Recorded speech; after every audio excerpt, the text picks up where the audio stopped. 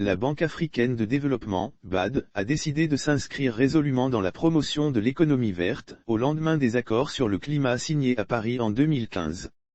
Depuis lors, tous les projets qui lui sont soumis dans l'optique d'un financement passent systématiquement par un processus d'analyse, afin de vérifier s'ils respectent les principes du développement durable et de la croissance verte.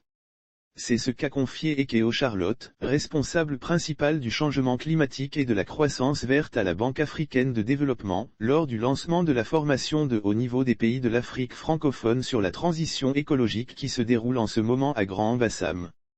L'agent de la BAD a annoncé que l'institution a mobilisé une enveloppe de 25 milliards de dollars pour financer à l'horizon 2025 tous les projets qui s'adaptent au changement climatique et qui participent de la croissance verte.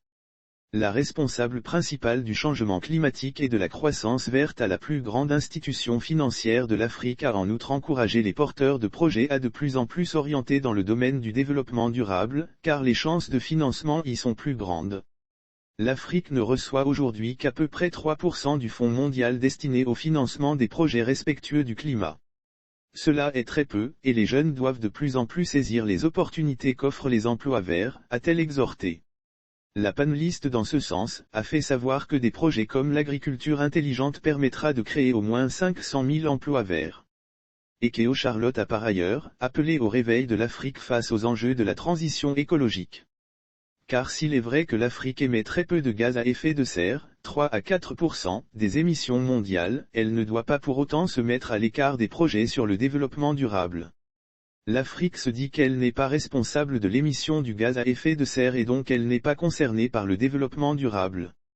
Ce que l'Afrique doit savoir, c'est que cette tendance ne va pas rester indéfiniment ainsi, car elle est en voie de progrès dans tous les secteurs clés de croissance, à savoir l'énergie, l'agriculture, le transport, l'industrie et autres. C'est maintenant qu'elle doit commencer à poser les jalons de la transition vers la croissance verte, a-t-elle conseillé.